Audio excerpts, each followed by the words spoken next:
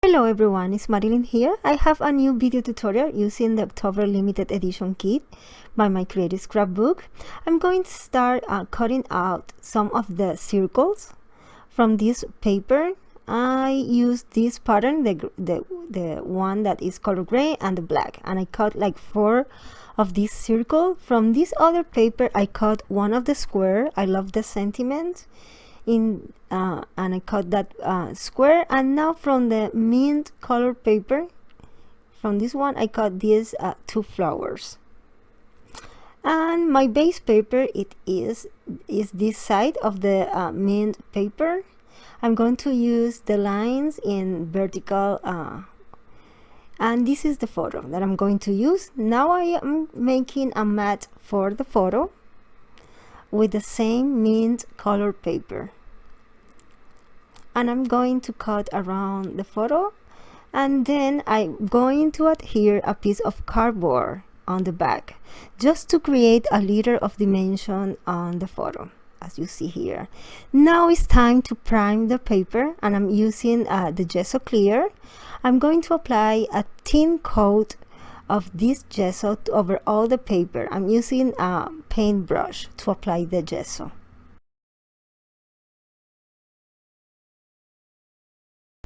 Now I'm going to give texture, and I'm using the stone paste by Rivera. I'm use this one that is like a granulate paste, and I love the texture that it creates.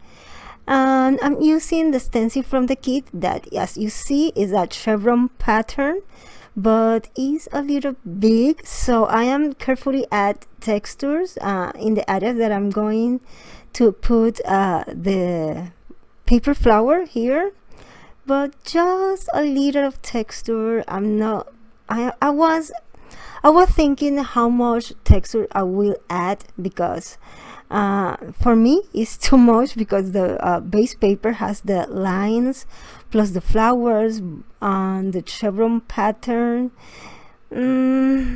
I was carefully with the mix of all these designs on the back, so I decided to just add a little of the texture. Once I dry all the textures, I'm going to adhere now the flowers that I cut from the paper, and I'm adding 3D foam tape on the back to create a little of dimensions in this area here where are the flowers and the leaf. But before that, I'm going to distress the edges of the flowers with the distress oxide ink, and now I'm going to adhere the pieces. These papers are from the Flirty Fleur collection by Prima Marketing that is featuring this month in the kit. You received all the papers that they has this silver foil, but also you receive the flowers, the ephemera packages, and all the collection, I think. They has this mint color. It's very delicate and beautiful collections. I let you in the description box the link to the kit.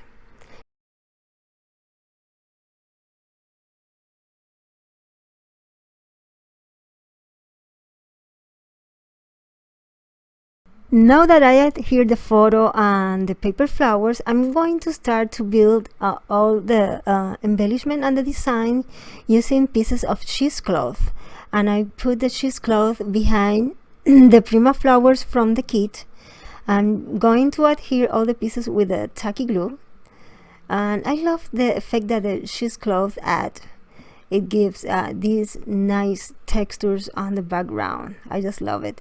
And I paint the cheesecloth with the same distress ink, and I think that is the pistachio, the color pistachio. And once I adhere the flowers, I'm going now to adhere the square with the sentiment, and I also add the 3D foam tape on the back. And I'm going to adhere it between the flowers here. Now I'm going to add more cheesecloth here in the right side of the photo, between the photo and the other paper flowers that I cut.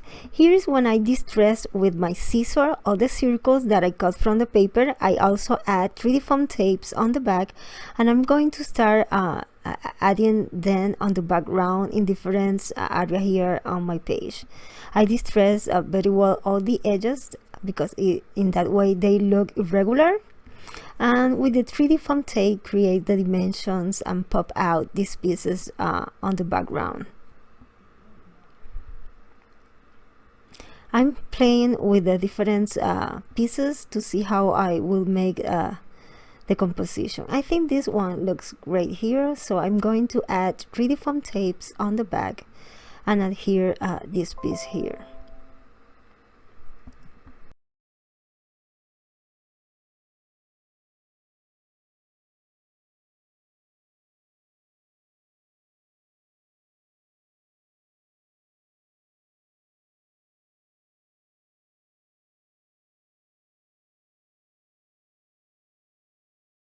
Now that I adhere all the pieces, I'm going to give color, and I'm going to start with this translucent or pearlescent color. It is a blue gold, and I don't know what happened with this paint that it is like a paste now, so I add a little of water to smooth the paint, and I'm going to give a thin coat around all the embellishments and all the pieces that I add here on the background.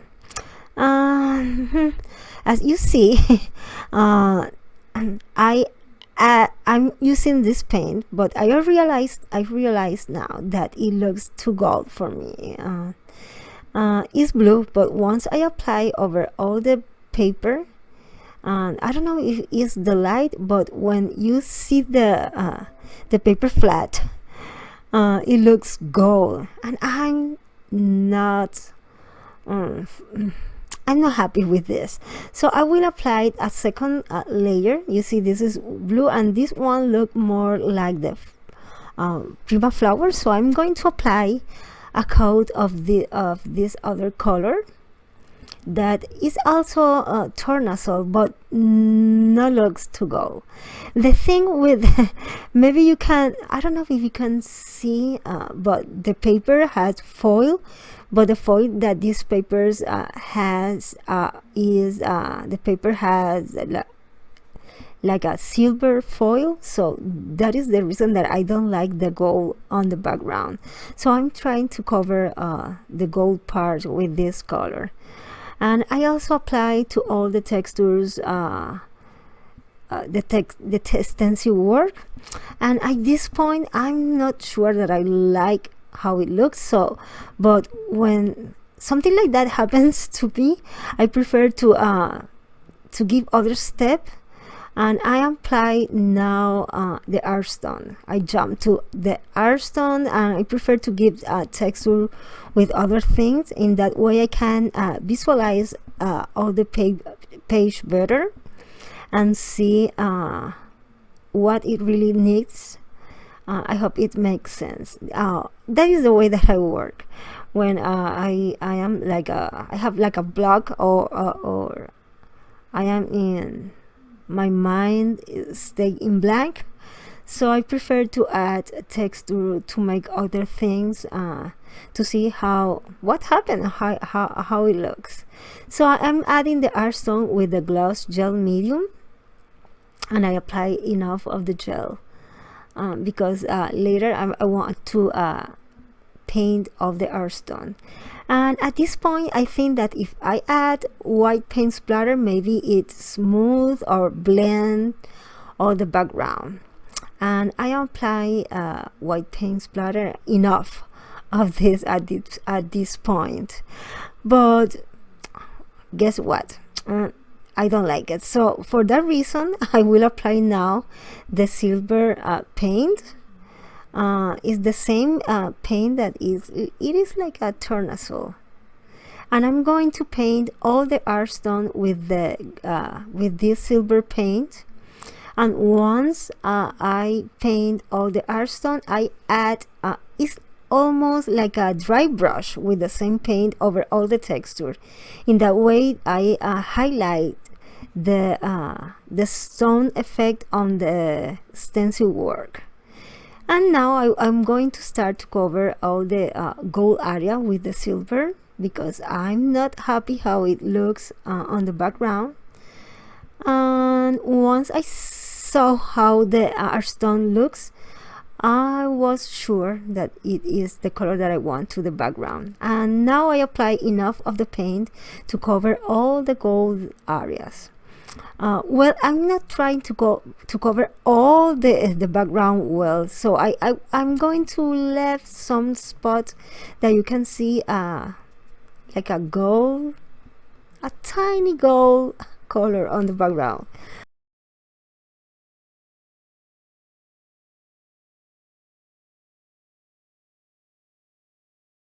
I think this looks better now for me.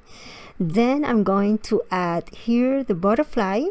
I'm using the hot glue, and I'm going to add here also the title. That is one of the die cuts from the Rivera package, this one here.